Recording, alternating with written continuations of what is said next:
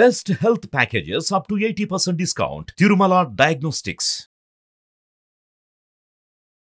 నమస్తే అందరికీ సంక్రాంతి పండుగ శుభాకాంక్షలు. సంక్రాంతి అనగానే కొత్త పంటలు చేతికొచ్చి ఆనందంగా జరుపుకుంటారు ఈ పండుగని.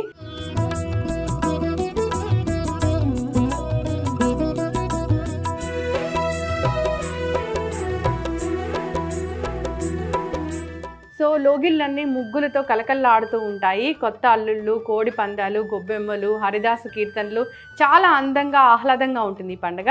అయితే ఈ సంక్రాంతి పండుగని విధి విధానంగా చేసుకుంటే కనుక ఆ సంవత్సరం అంతా మనకి బాగుంటుంది. ఇక సంక్రాంతి పండుగ అనగానే మనకు గుర్తొచ్చేది పాలు పొంగళ్ళు. సో ఆ పాలు పొంగల్ని ప్రాచీన పద్ధతిలో తయారు చేసుకోవడం ఎలాగా, ఏ దైవానికి నివేదించాల్సి ఉంటుంది, ఆ రోజున పఠించవలసిన మంత్రం ఏంటి, సో పూర్తి వివరాలు తెలుసుకుందాం. ఈరోజు మనతో పాటు ఉన్నారు ప్రముఖ vegetable therapist and sun spiritual society founder Vikramaditya Guruji గారు. నమస్కారం గురుగారు. సూర్యోస్మి తల్లి, మీకు కూడా సంక్రాంతి శుభాకాంక్షలు. అలాగే మనల్ని ఎంతగానో అభిమానిస్తూ ఆదరిస్తూ మనల్ని ప్రోత్సహిస్తున్నటువంటి మన కుటుంబ సభ్యులైనటువంటి నా సౌర కుటుంబ సభ్యులందరికీ కూడా ఉత్తరాయణ పుణ్యకాల మకర సంక్రాంతి శుభాకాంక్షలు. ఎస్. సో గురూజీ, మీ పద్ధతిలో అంటే ప్రాచీన కాలంలో మనం ఎలా చేసేవాళ్ళము అదే పద్ధతిలో మనం పాలు పొంగళ్ళు అనేది చేద్దాము. సో అనుసరించవలసిందిగా కూడా కోరుకుందాం. శ్రద్ధ పెట్టి చేస్తే అది ప్రసాదం అవుతుంది. మనం వండుకుంటే వంట అవుతుంది, భోజనం అవుతుంది.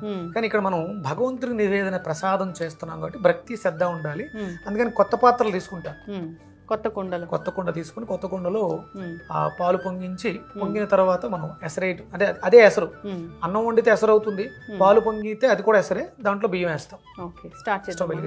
ఇంగ్రీడియంట్స్ చెప్తారా గురూజీ? స్వచ్ఛమైనటువంటి దేశవాళీ ఆవు పాలు, ఇవి మనకు చాలా ముఖ్యం. అలాగే ఈ సంక్రాంతి అంటే కూడా మనం ఎడ్లని మనం అలంకరిస్తాం. అందుకని ఏంటంటే అది పురుష సంకేతం ఎద్దు అనేది. ఇక్కడ ఆ గోమాత స్త్రీ సంకేతం. గోమాత పాలు మనకి ఆరోగ్యాన్ని ఇస్తాయి. మన దౌర్భాగ్యం, మనకు స్వతంత్రం వచ్చే సమయానికి 130 కోట్ల ఆవులు ఉండేవి, జనాభా తక్కువ ఉండేవారు. ఇప్పుడు 130 కోట్ల మంది జనాభా ఉన్నారు, ఆవులు ఎన్ని ఉన్నాయనేది మనం లెక్క వేసుకోవాల్సినటువంటి బాధ్యత ఉంది. గో సంపద ఎంత పెరిగితే మనం అంత ఆరోగ్యంగాను ఐశ్వర్యంగాను బాగుంటాం. ఇక్కడ మనం స్వచ్ఛమైనటువంటి దేశవాళీ ఆవు పాలు. మిత్ర రవి సూర్య భాను ఖగపోష హిరణ్య గర్భ మరీచి ఆదిత్య సవితరార్క భాస్కరేభ్యో మణిపద్మాయ నమః. అజాయ లోకత్రయ పావనాయ భూతాత్మనే గోపతే వృషాయ సూర్యాయ సర్గ ప్రళయాలయాయ నమో మహాకారుణీకోత్తమాయ వివస్వతే జ్ఞానప్రదాంతరాత్మనే జగద్దితైషినే స్వయంభువే దీప్తసాసచక్షుషే సురోత్తమాయ మిత తేజసే నమః. నమః సవిత్రే జగదేక చక్షుషే జగత్ప్రసూతి స్థితినాశహేతవే త్రయీమయాయ త్రిగుణాత్మధారిణే విరించి నారాయణ శంకరాత్మనే నమః. ఇది సూర్య ప్రార్థన. సూర్యనారాయణమూర్తి అంటే ప్రార్థిస్తేనే ప్రీతి చెందుతాడా? కాదు. ప్రార్థించడం వల్ల, ఆ పదాలను ఉచ్చరించడం వల్ల నా శరీరం లోపల ఆత్మకారకుడు అంటున్నాగా, ఆత్మగా ఉన్నాడుగా లోపల. అలాగే ఈ ఆత్మకి పని చేయడానికి ఒక దేహం కావాలి, ఈ భౌతిక దేహం. ఇది పని చేయాలంటే దీనికి పదార్థం కావాలి. ఈ పదార్థాన్ని నడిపించడానికి ఆయన జఠరాగ్ని రూపంలో ఉండి మన తిన్న పదార్థాలని పచనం చేసి శక్తినిస్తున్నాడు. ఉదయిస్తూ ఆ శక్తిని ఎక్కడికి పంపించి మన శరీరంలో జీర్ణ వ్యవస్థని నడిపిస్తున్నాడు మణిపూరక చక్రం ద్వారా. అందుకని నమస్కరించాలి, నమస్కరించి తీరాలి. నమస్కరిస్తే ఆరోగ్యంగా ఉంటారు. లేకపోతే చాలా మందికి గ్యాస్ట్రిక్ సమస్యలు ఎందుకు వస్తున్నాయంటే సూర్య అపచారాలు చేస్తున్నారు. సూర్య అపచారం అంటే సూర్యోదయానికి పూర్వం లేవకపోవడం, సూర్యోదయ సమయంలో స్వామివారికి కృతజ్ఞత చెప్పలేకపోవడం. ఇప్పుడు మీరు ఎన్ని మాట్లాడండి, అవన్నీ ఎక్కడి నుంచి వస్తున్నాయి అంటే ఆయన కిరణ కాంతి నుంచి మాత్రమే వస్తున్నాయి. వాటిలన్నిటికీ మనం దూరంగా ఉన్నాం కాబట్టి ప్రతి దాంట్లోనే ఇబ్బంది పడుతున్నాం. నమస్కారం చేసి మీరు చెప్పిన మంత్రాన్ని చదువుకున్నా పర్వాలేదు, లేదంటే ఈ వీడియోలో విన్నా పర్వాలేదు. చాలా మంత్రాలు ఉన్నాయి.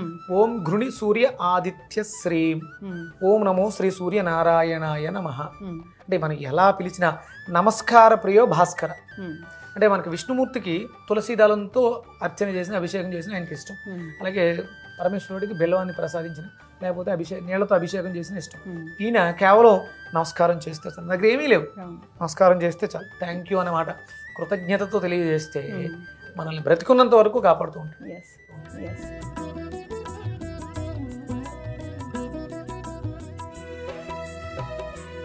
గురూజీ, ఈ పాలు పొంగడం వెనక కూడా అంటే రైట్ సైడ్ పొంగడం లెఫ్ట్ సైడ్ పొంగడం అట్లా కూడా చెప్తారు కదా, అంటే మీరు రైట్ సైడ్ కావాలనుకుంటే కొంచెం వాలుగా రైట్ సైడ్ పెడితే రైట్ సైడ్ పొంగితే, కొంచెం లెఫ్ట్ పెడితే లెఫ్ట్ అంతే కాదు. పాలు పొంగటం అనేది శుభ సూచకం. మనం అంటే గృహప్రవేశం చేసినప్పుడు పాలు పొంగిస్తాం అంటే ఆ జీవితాల్లో అంటే పాలు చంద్రుడికి సంకేతం, మానసిక ప్రశాంతత చేకూరాలని చెప్పేసి అని పాలు పొంగడాన్ని సింబాలిక్ గా చెప్తారు.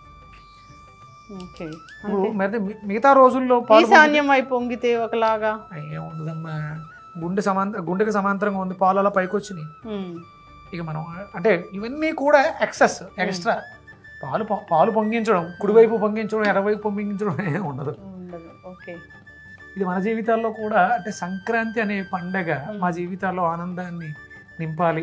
ఇక నుంచి అందరం కూడా ఆయుర ఆరోగ్యాలతో బాగుండాలి. ఇదంతా నీ ప్రసాదమే అని కృతజ్ఞతలు తెలియజేస్తూ పాలు పొంగించి దాంట్లో మనం ఇప్పుడు బియ్యం వేసి ప్రసాదం చేస్తాం. బియ్యం వేద్దామమ్మా. ఇది ఎవరికి వాళ్ళు అంటే 3 స్కూప్పిళ్ళు అనుకుని ఇంట్లో వాళ్ళు అందరూ వేస్తారు.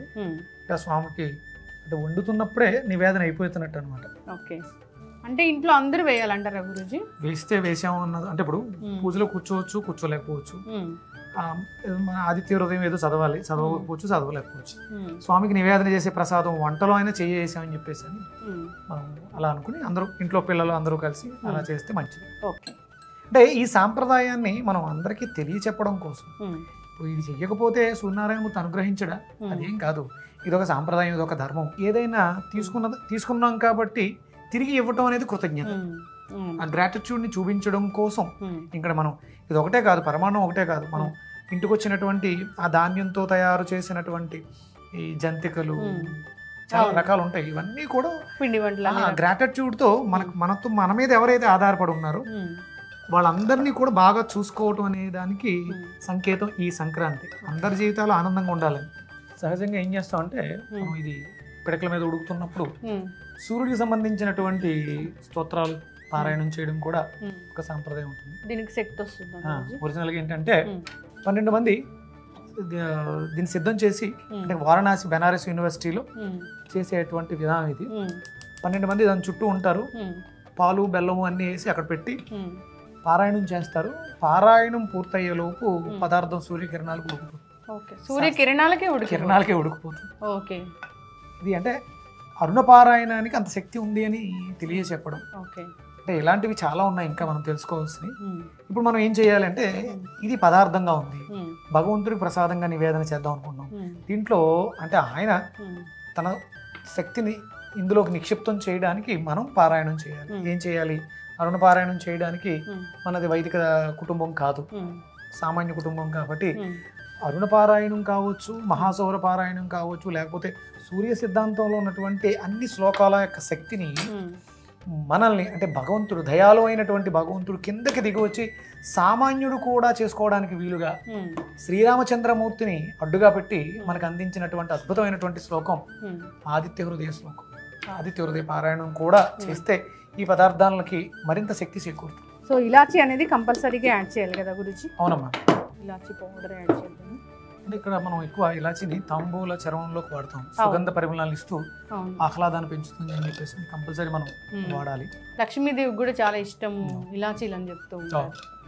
అంటే ఎవరి నోరు అంటే మనం మంత్ర జపం చేస్తాం, సాధన చేస్తాం.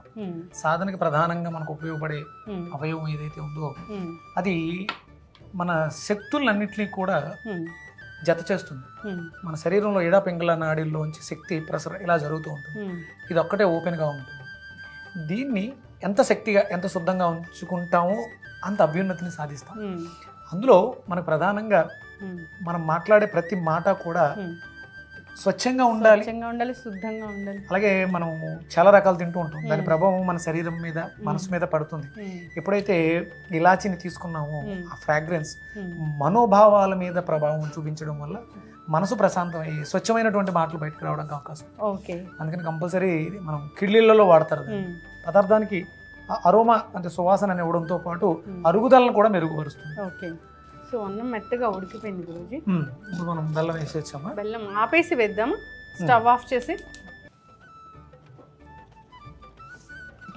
మట్టి కుండ యొక్క ఆ మట్టి వాసన, అవును, ఆవు పాలు, బెల్లం, ఇలాచి, కొత్త బియ్యము, ఆవు పాలు, బెల్లం, ఇలాచి చాలా చక్కటి ఆ పల్లెటూరు వాతావరణాన్ని మనకి ఆవు పేడతో కల్లాపి చల్లటం, అక్కడ ముగ్గులు వేయటం, అక్కడ పొయ్యి పెట్టడం, ఆ సువాసన ఆ పరిమళాలను తీసుకొచ్చేస్తాం. అంటే మనం చిన్ననాటి ఆ స్మృతులకు వెళ్ళిపోతాం.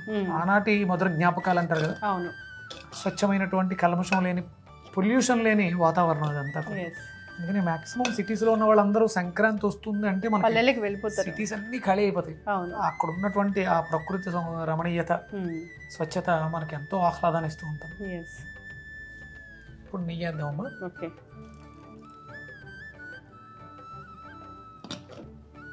సో ఇది పొంగల్ అంటే దేవుడికి నివేదిస్తాము అలా కాకుండా దీనివల్ల హెల్త్ బెనిఫిట్స్ కూడా చాలానే ఉంటాయి గురుజీ. అమ్మా ఇక్కడ ఈ సీజన్లో మనకి పాంచభౌతికమైనటువంటి దేహంలో మట్టికి సంబంధించినటువంటి మాసం ఇదంతా కూడా.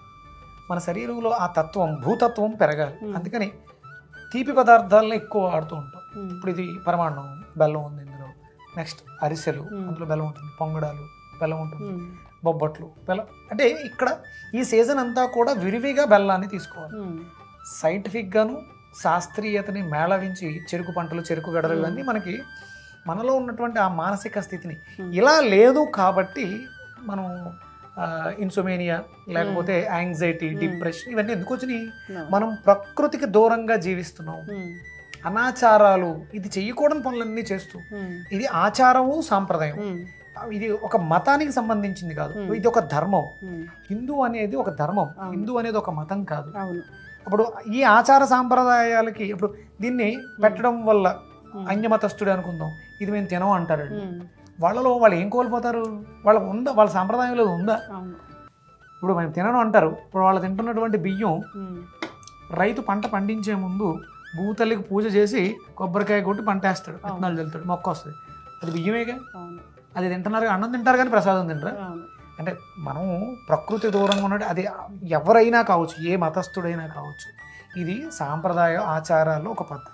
ఇది తినడం వల్ల మనకి మానసికంగా, శారీరకంగా బాగుంటాం. కంపల్సరీ ఈ సీజన్ అంతా కూడా మనం తీపి పదార్థాన్ని ఎదుకంగా తీసుకోవాలి. అది వేడిగా ఉండాలి.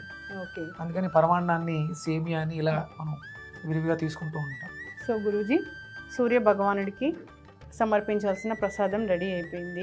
ఇది మనం సూర్యనారాయణమూర్తికి సంబంధించి ఆదిత్య హృదయ పారాయణం చేస్తామమ్మా. సో నివేదన చేసే ప్రతి వారు దీన్ని విన్నా పర్వాలేదు, లేదంటే పఠించాలి, కంపల్సరీ నేర్చుకోవాలి. లేదు దీన్ని మీరు మనసులో చేసేసుకోవచ్చు కూడా.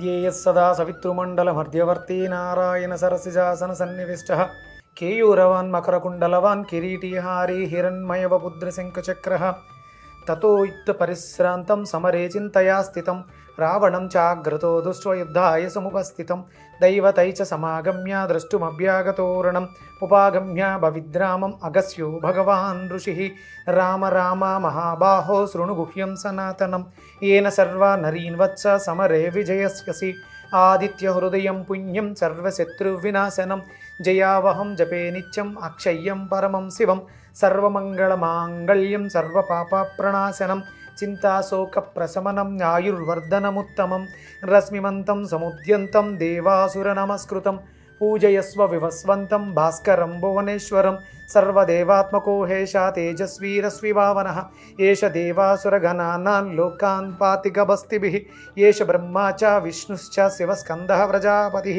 మహేంద్రో దనదః కాలో యజుః సోమో హెపాంపతిః పితరో వసవస్సాద్య హస్వినో మరుతో మనుః వాయుర్వహ్ని ప్రజాప్రాణ ఋతుకర్త ప్రభాకరః ఆదిత్యः సవితా సూర్యः ఖగः పూషా గభస్తిమాన్ సువర్ణ సదృశో భాను స్వర్ణరేతా దివాకరః హరిదస్వా సహస్రార్చి సప్త సప్తిర్మరీచిమాన్ తిమిరోన్మదనశంభు షష్ఠా మార్తాండ అంశుమాన్ హిరణ్యగర్భశిశిరస్తపనో భాస్కరో రవిః అగ్నిగర్భో అదితే పుత్ర శంఖ శిశిరనాశనః వ్యోమనాదస్తమో వేది రుగ్యజుస్సామపారగః గణవృష్టి అపామిత్రో వింధ్య వీధి ప్లవంగమః ఆతపీ మండలే మృత్యుః పింగళ సర్వతాపనః కవిర్విశ్వో మహాతేజ రక్త సర్వభవోద్భవః నక్షత్రగ్రహతారాణమదిపో విశ్వభావనః తేజసామపి తేజస్వీ ద్వాదశాత్మా నమోऽस्तु తే నమః పూర్వాయ గిరయే పశ్చిమే గిరయే నమః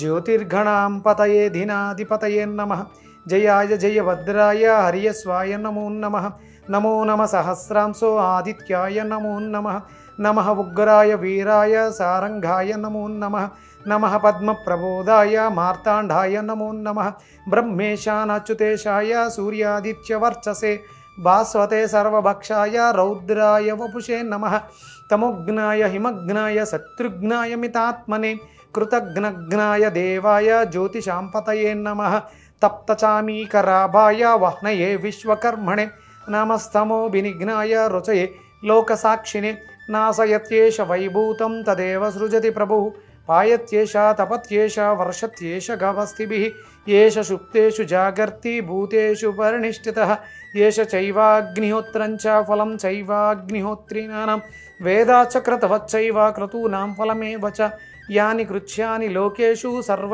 ఏష రవిః ప్రభుః येन मापच्चु कृत्येषु गान्तारेषु भयेषु च कीर्तयन् पुरुषगश्चिन्नवसीदति राघव पूजयस्वैनमेकाग्रो देवदेवं जगत्पतिं एतत्त्रिगुणितं जप्त्वा तु युद्धेषु विजयस्यसि अस्मिन् क्षणे महाबाहो रावणत्वं वदिष्यसि एवमुक्त्वा तदागस्यो जगामा च यथागतम् एतच्छ्रुत्वा महातेज नष्टशोको भवत्तदा धारयामास सुप्रीतो राघवः प्रीतात्मवान् आदित्यं प्रेक्ष जप्त्वा तु वरं हर्षमवाप्तवान् त्रिराचम्या शुचिर्भूत्वा धनुर्धराय वीर्यवान् रावणं प्रेक्ष हुष्टात्मा युद्धाय समुवागतं सर्वयत्नेन महदावदे तस्य धृतो भवत्तु अधरविरवधनिरीशरामं मुदितमनाः परमं प्रहुष्यमानः निशिचरपतिसंचयं विदित्वा सुरगणमज्जगतो वचस्वरेति सप्तास्वरधमारूढं प्रचण्डं कश्यपात्मजं